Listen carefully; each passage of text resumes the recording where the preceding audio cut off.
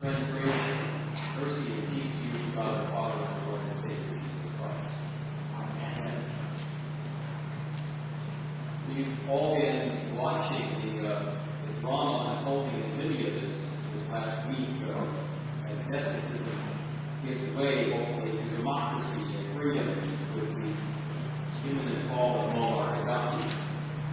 One of the main dramas that was reported on CNN on Wednesday night was that 36 journalists who were staying in the luxurious Ricos hotel in Tripoli were living a nightmare for the previous 5 days and had become actual hostages because guards who remained loyal to Gaddafi would not let them leave the hotel.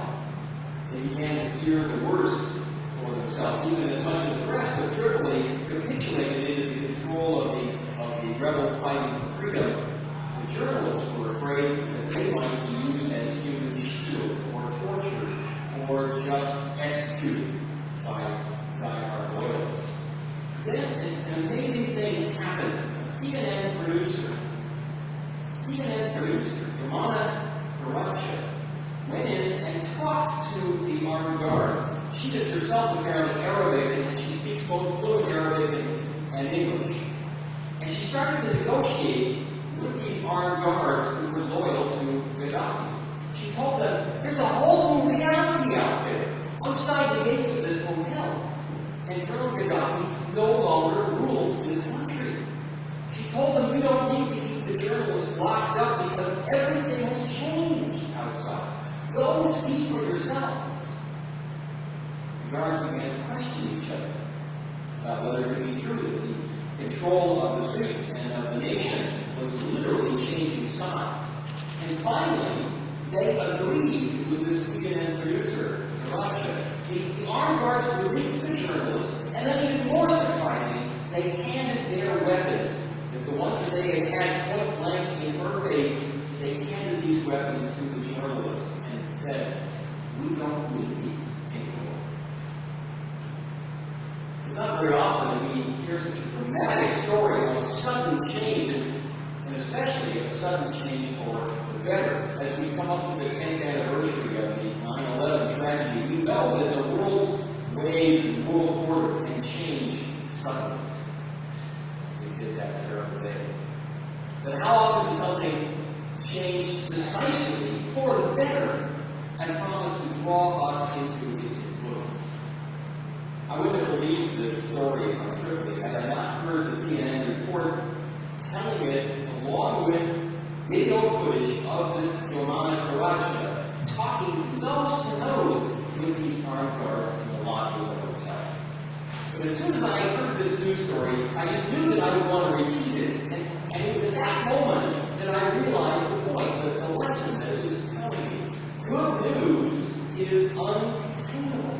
Good news cries out to be shared, to be repeated. We live in times of enormous conflict. I suppose it will always be that way. I don't know about the past as much as I know about the present when I'm living through. If I see the world differently, when I'm able to bear good news, and when I get to repeat good news, of course we all realize that the struggle to finish the Arab Spring is not over in Libya, and I suppose it won't be until Gaddafi and his sons are taken captive or found dead. The whole world has been tricked before it, and that is to believe something which is too good to be true. So we want proof. We want evidence. We want live television coverage, or at least personal testimony before we believe the story. And that's especially important where the struggle itself hasn't completely ended. So the last 2 days of last week, we continued to see and to read a real mixed bag of reports coming out of Libya. People were living in the joy of freedom, and people still fearing for their lives. There were people shooting celebratory gunfire in the streets, and there were others finding their loved ones had been killed. As Christians, we live in that constant, awkward middle period. We've seen the triumph of Jesus on the cross and at the empty tomb, but we always have a mixed bag of reports, don't we? The gospel makes it clear that God's whole new equation is in effect making all of the people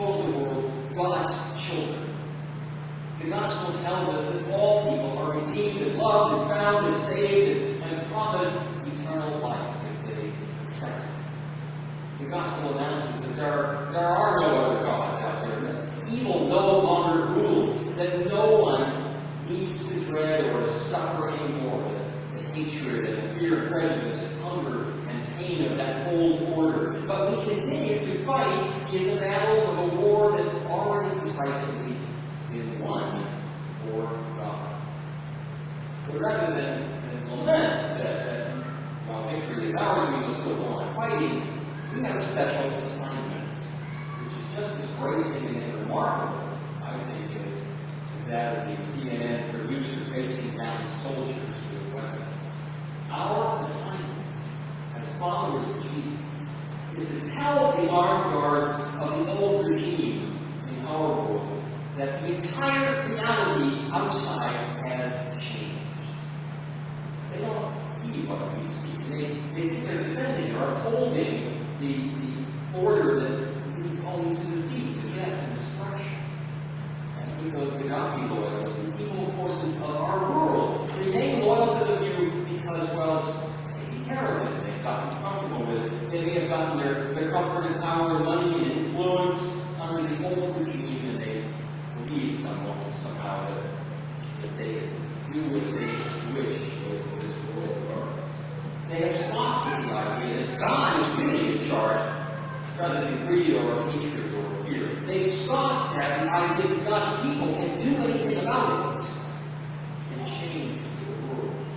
But we know better, my friends, because we know the new world order which began when Jesus stood up to save. In our recent Wednesday Bible studies here, we went through the subject of Satan throughout the Scriptures, and we saw that the term is used differently in different places in the Bible, depending on the setting. In the passage from Matthew that I read a moment ago, Jesus even calls Peter Satan. Remember that just a week ago, in the previous gospel reading, Jesus called him Rock, Peter, the Petra on which the Lord would found his community of faith, his church. But in this very next scene, he calls Peter Satan, because Peter did not understand the new world order that Jesus had brought to reality. And instead of a rock, which was a foundation, Peter had become a stumbling block, a stumbling stone that would trip up anyone who wanted to go in the way of Jesus. Our church council planning says that we frequently have conversations about the direction and the thrust of the work that we have as a congregation. And in case you haven't thought about it specifically, Hollywood Lutheran Church is not living in maintenance mode. We know that our mission is not simply to keep on doing what people did in the past. We constantly look for ways to innovate, whether it's in our worship services or community services, whether we're feeding the hungry and the homeless, or reaching out to those who are in prison around the world. But how do your leaders know what to do? What to undertake? Which direction does your congregation should go? Jesus scolds Peter, and in fact puts his disciples on notice that he clarifies what are the divine things that his followers should do. If any would be my followers, he said, let them deny themselves and take up their cross, follow me. And in a lot of our activities in this congregation, our individuals, we struggle with this. It's a problem. We must understand. It may not be a literal thing anymore to get nailed to the cross or executed for the name of Jesus, although there are still martyrs giving their lives in every generation, as the worship holder illustrates today in the sculpture of the martyrs of Hong Kong. I read a fine picture on that. But when your congregational leaders ask questions about directions and goals and objectives, we learned an important principle from Emily Fryer. She's a Lutheran teacher, an author, and consultant. And she's the author of a book called Reclaiming the L Word, Renewing the Church from its Lutheran core. And Pastor Fryer puts this so simply that even I can get it. If we are not sure what we should be doing in following Christ, to live the life of Christian discipleship, all we need to do is realize that God is already working in the world around us. God's will is being done. And so if we need direction, all we have to do is get in sync with what God is already doing. Our Lord says again, if anyone become my disciple, let them deny themselves, take up the cross, follow me. take up the cross, of course, is not to just, raise it on a pole like the Insignia War, or just put it on top of our church spires, but to take it and accept it as the possible consequences of obedience and self-care.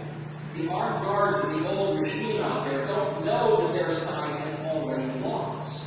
And it's inevitable that some of us will pay a dear price for being in sync with what God is doing, in sync with the one who has laid down his life for us, Jesus Christ. But if we take up the cross, we're not standing still with it, but we're moving on with it, and that means following Jesus. And again, you don't need to get all melodramatic on this, following Jesus to Calvary. It's ministry for years leading up to his final showdown. Was lived in witness and passion and healing, in feeding the hungry, and in turning to outsiders, to outcasts, foreigners and lepers, and those entirely without hope, and offering them grace. As we've learned in leading and guiding this congregation into the 21st century, following Jesus looks a lot less like preserving that churchly tradition of past generations. Christianity was kind of the dominant cultural influence in America. And more like the advanced guard and even the foolhardy and the daring skirmishes of those who stand up to evil and become face to face, nose to nose with sin. And when we face off against evil forces, all we need to do is to witness to the truth. There's a whole new reality out there, outside the gates of this hotel, outside the gates of this culture, outside the gates of all that is wrong or sick or evil or selfish or hateful. Colonel Satan no longer rules this country. Everything has changed outside. Come see for yourself. That's how it is. Of course, I mentioned one subtle point in convincing the world outside that Jesus is Lord.